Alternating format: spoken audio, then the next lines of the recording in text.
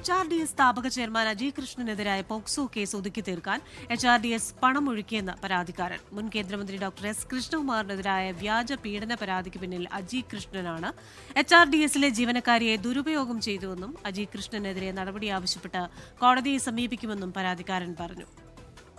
പാക് ഷെല്ലാക്രമണത്തിൽ തകർന്ന വീടുകൾ പുനർനിർമ്മിക്കാനെന്ന പേരിൽ HRDS തട്ടിപ്പ് നടത്തിയെന്നും പരാതിക്കാരൻ ആരോപിച്ചു. വിവരങ്ങളുമായി ഡൽഹിയിൽ നിന്ന് അർജുൻ പീതാംബരനാണ് ചേരുന്നത്. Arjun, good afternoon. എന്തൊക്കെയാണ് പരാതിക്കാരന്റെ ആരോപണം? എന്തൊക്കെയാണ് ആവശ്യം? ഗുരുതരമായിട്ടുള്ള ആരോപണങ്ങളാണ് ഇപ്പോൾ സന്നദ്ധ സംഘടനയായിട്ടുള്ള HRDSനെതിരെ ജീവനക്കാരനും അതുപോലെ തന്നെ അജി കൃഷ്ണനെതിരെ പോക്സോ പരാതി നൽകിയിട്ടുള്ള പരാതിക്കാരനും ഉന്നയിക്കുന്നത്.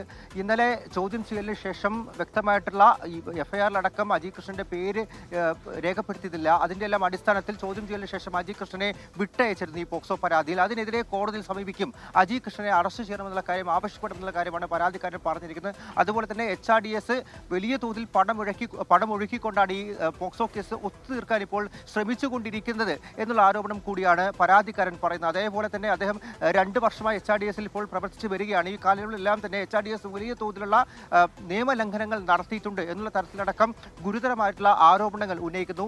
RSS, BJP അതുപോലെ തന്നെ പ്രധാനമന്ത്രിയുടെ ഓഫീസുമായിട്ടെല്ലാം ഈ HRDSന് ബന്ധമുണ്ട് എന്നുള്ള വ്യാജ വെളിപ്പെടുത്തൽ, വ്യാജ ആരോപണങ്ങൾ നടത്തി പ്രചരിപ്പിച്ചുകൊണ്ട് പണം തട്ടുകയായിരുന്നു ലക്ഷ്യം. ഇത്തരത്തിൽ രാജ്യത്തുടനീളം നിന്നും വിവിധ കോൺട്രാക്ടർമാരിൽ നിന്നും കോടിക്കണക്കിന് രൂപ തട്ടിയിട്ടുണ്ട് എന്നുള്ള കാര്യം കൂടിയാണ് ഈ HRDSലെ ജീവനക്കാരൻ വ്യക്തമാക്കുന്നത്.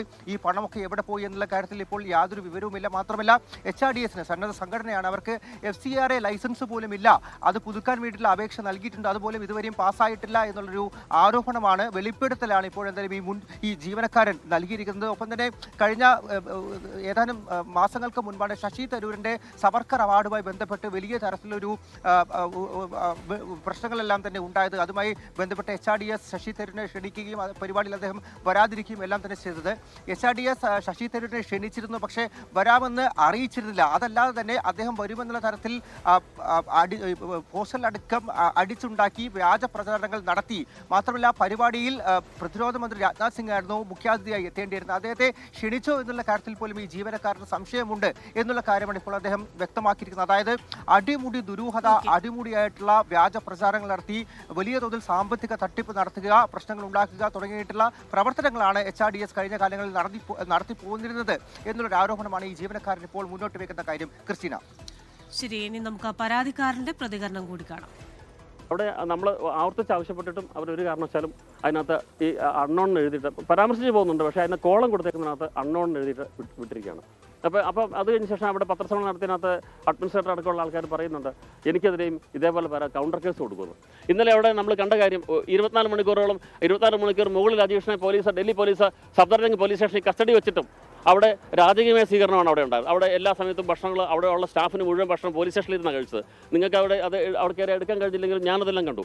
അവിടെ സ്റ്റേഷനിലിരുന്ന് അവിടെ പിന്നെ രാജേന്ദ്ര ഡാബയിൽ നിന്ന് പാക്കറ്റുകൾ 10-30 പാക്കറ്റുകൾ അവിടെ എല്ലാ സ്റ്റാഫിനും അത് കൊടുത്തു. പോലീസിന് അവിടെ എല്ലാ കാര്യങ്ങളും ചെയ്തു. പോലീസിൻ്റെ വലിയ സഹായം ഉള്ളതുകൊണ്ടാണ് എനിക്കെതിരെ 164 സ്റ്റേറ്റ്മെൻറ്റ് കൊടുത്തിട്ട് വന്നിട്ടും ആ പേര് രേഖപ്പെടുത്താതെ വിട്ടത്.